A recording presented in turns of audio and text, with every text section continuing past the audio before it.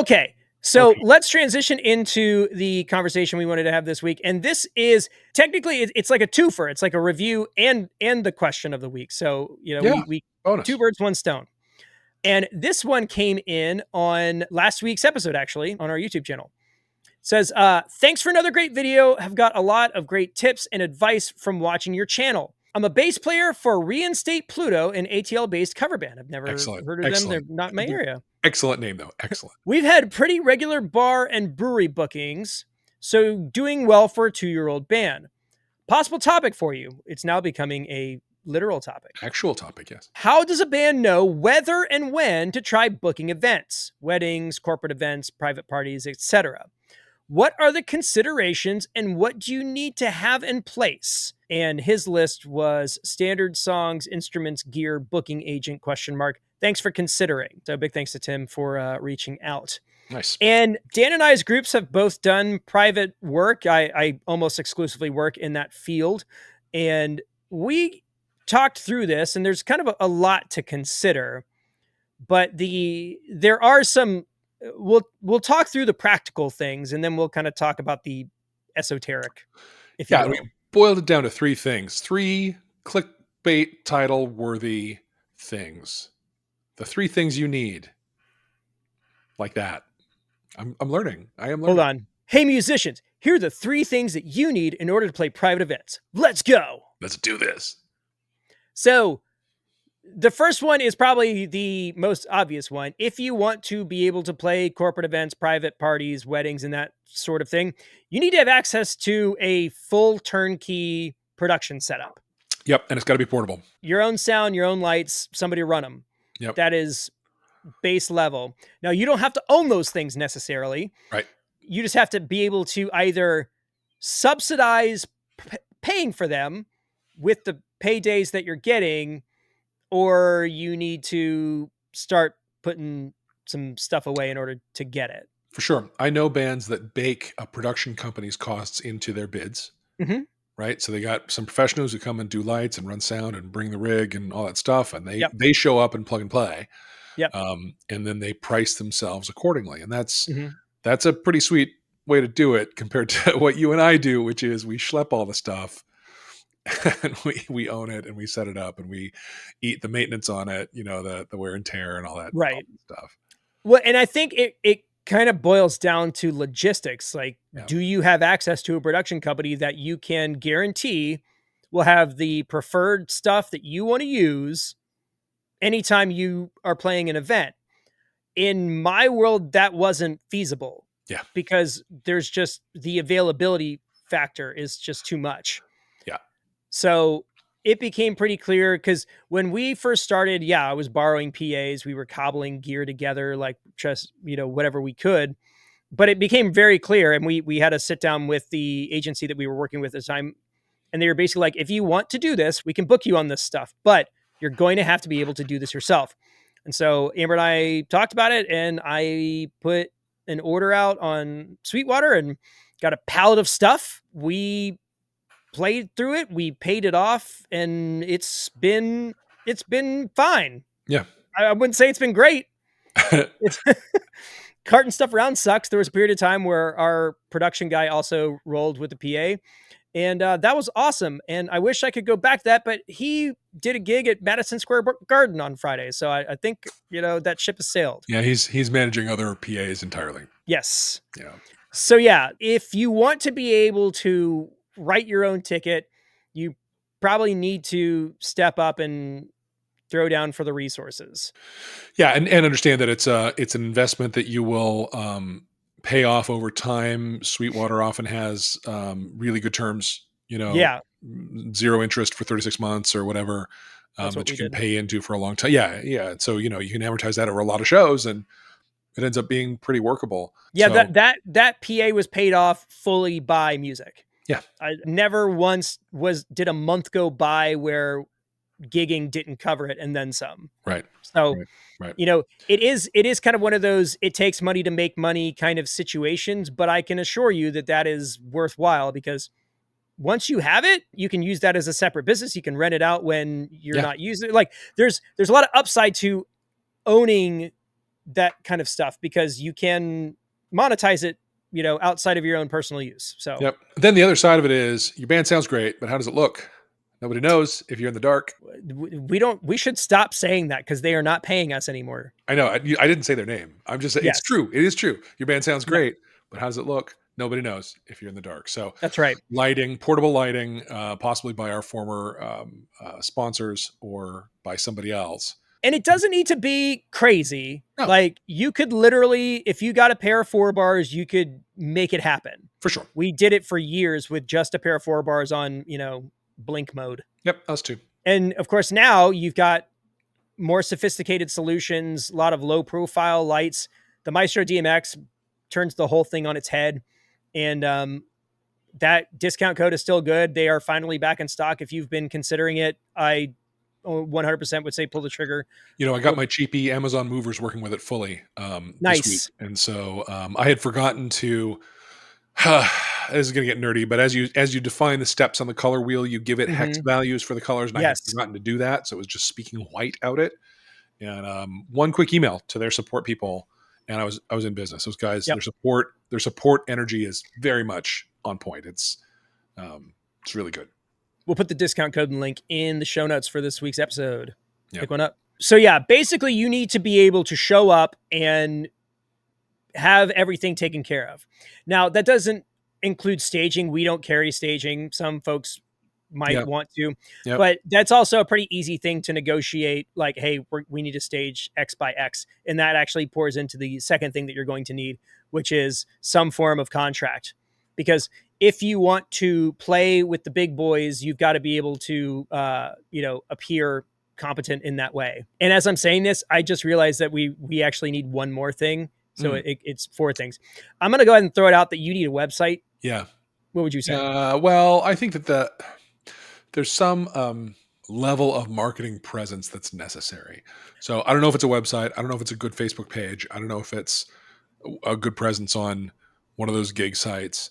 But it should be something, because oftentimes those buyers are the company secretary looking to put a band together for the company Christmas dinner. Right. And that's where the website comes in handy. Yeah, they're going to, that person has been tasked with finding a band, but they need to run it up the flagpole and get approval and stuff, and be able to, you need to be empowering that person who's not you and not employed by you to put your best foot forward in front of their boss. And so you need some kind of quality representation somewhere, whether it's a website or something else. But you need something. I take back my take back. You're absolutely right. Yeah. Yeah. Which means I was right in the first place. Yeah. Yeah. I mean, the more that you were talking, I was like, oh yeah, that is kind of how we get almost all of our work. But there's some strategy to that too, because we've got particular search terms that we show up number 1 for. We are still the Live Band Karaoke Atlanta top search result. Cool. So, that is valid.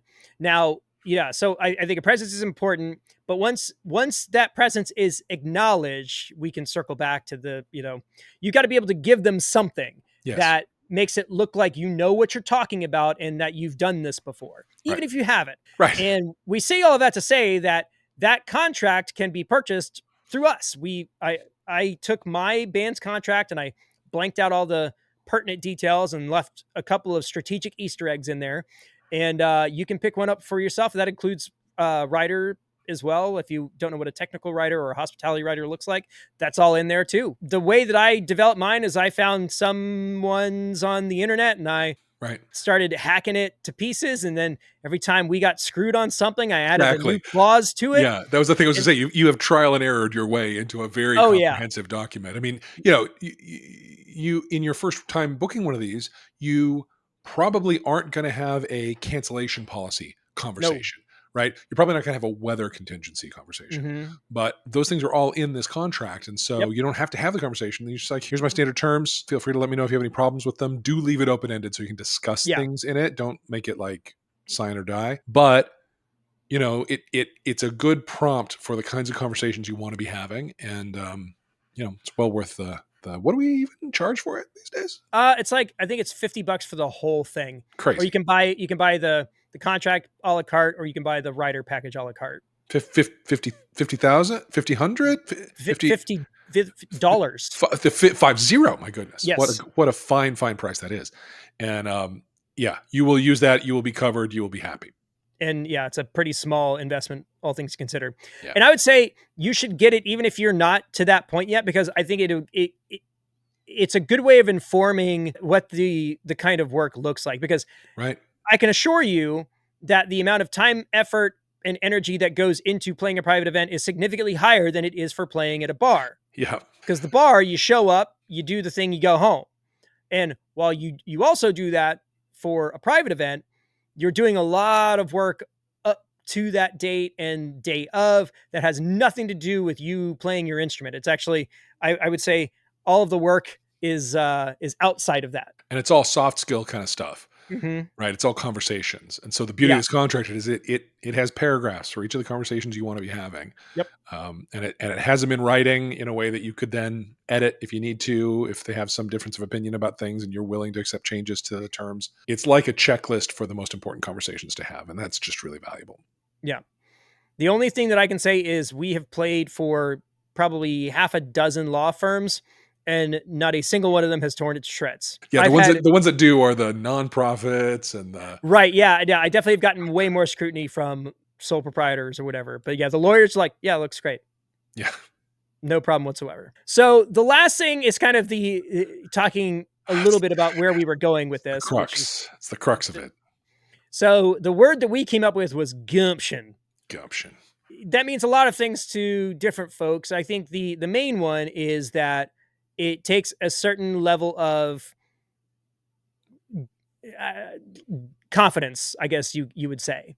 Because what you basically have to do is you have to be able to convince people that you are able to do the thing that they want you to do. And you need to be able to do it basically on all fronts, in person, through email communication, all of that stuff. Yeah. And the first time you do it, I mean, I love the way the question is asked. How does a band know whether and when to try booking these events? How do you know when you're ready?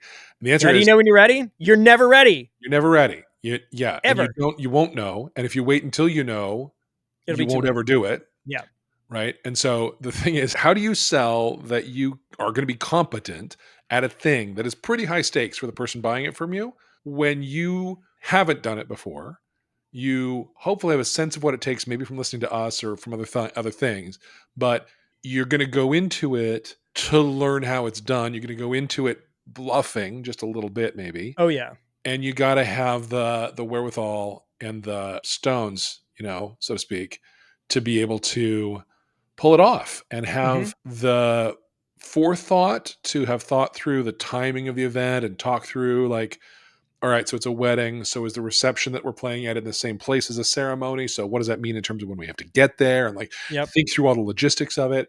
Some of us have that in our bones. Others of us don't yet. But you have to be able to say, yeah, I can do that. I can totally do that with no evidence. Yes. Right. Just on the strength of I'm saying I can. I don't know how many times I have confidently told somebody with literally using the words 100% when I had no idea whether I could or couldn't do it. Right. And then you get booked for it and you figure out how.